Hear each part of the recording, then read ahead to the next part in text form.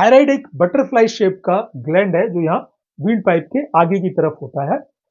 इसका मेन काम है थायराइड हार्मोन्स यानी कि T3 और T4 हार्मोन्स को बनाना, जो हमारे मेटाबॉलिज्म को कंट्रोल करते हैं या रेगुलेट करते हैं। बहुत जरूरी काम है इनका। बेसिकली हम जो खाते हैं उससे एनर्जी में कन्वर्ट करने का जो प्रोसेस है उसको मेटाबॉलिज्म कहा जाता है, जिसमें ये दोनों हार्मोन बड़ा रोल प्ले करते हैं। अगर ये हार्मोन्स कम या ज्यादा बनने लगे तो आपकी बॉडी में प्रॉब्लम्स बड़ी होने लगती हैं।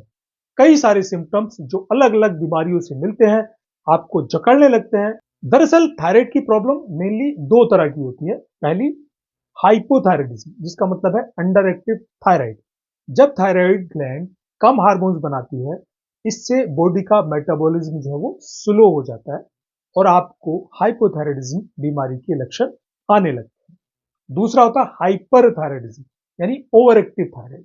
जब थायराइड ग्लैंड ज्यादा हार्मोन्स बनाती है, ज्यादा काम करती है, इससे बॉडी का मेटाबॉलिज्म तेज हो जाता है, फास्ट हो जाता है और ये भी कई सिम्टम्स डेवलप कर देता है जो कई बीमारी की तरफ आपको ले जाता है। थायराइड की कौन सी बीमारी आपको है ये उसी पे निर्भर करता है और उसके सिम्टम्स भी इसकी बीमारी के टाइप के अकॉर्डिंग आते हैं। अगर आपको हाइपोथायराइडिज्म की बीमारी है तो आपको थकान होगी, सुस्ती रहेगी, वजन बढ़ेगा, मोटापा आ जाएगा। इवन आप खाना कम खाते हैं उसके बावजूद भी आपका वजन बढ़ता रहता है। आपको कॉन्स्टिपेशन होगा, ड्राई स्किन होगी, बाल झड़ने लगेंगे, कोल्ड इंटॉलरेंस होगा, आपको ठंड बहुत ज्यादा लगेगी और अगर बीमारी बढ़ जाए तो मरीज डिप्रेशन में भी जा सकता है। इसके साथ ही फीमेल्स में जो है वो मेंसेस इरेगुलर हो जाते हैं हाइपोथायराइडिज्म की बीमारी में। अगर हम हाइपरथायराइडिज्म की बात करें तो इसमें वेट लॉस होता है।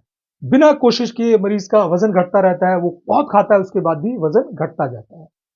मरीज बहुत ज्यादा एक्टिव होता है, थकता ही नहीं है। मरीज को एंजाइटी या इरिटेबिलिटी होने लगती है।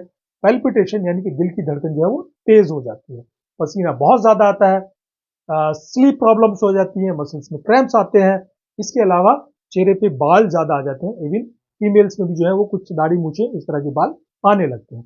आंखें बहुत बड़ी बड़ी होती हैं, ऐसा लगता है कि जो आई बॉल है वो बाहर की तरफ आ जाएंगे, बड़ा विजिबल दिखता है।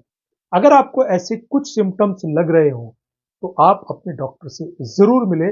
डॉक्टर आपको कुछ ब्लड टेस्ट करवाने की सलाह देंगे, जैसे कि TSH, T3, T4 टेस्ट। इसको थायराइड फंक्शन के नाम से भी जाना जाता है। इन टेस्ट से पता चलता है कि आपके थायराइड हार्मोन्स का लेवल क्या है और आपको थायराइड की कौन सी बीमारी है, आपको हाइपोथायराइडिज्म है या हाइपरथायराइडिज्म।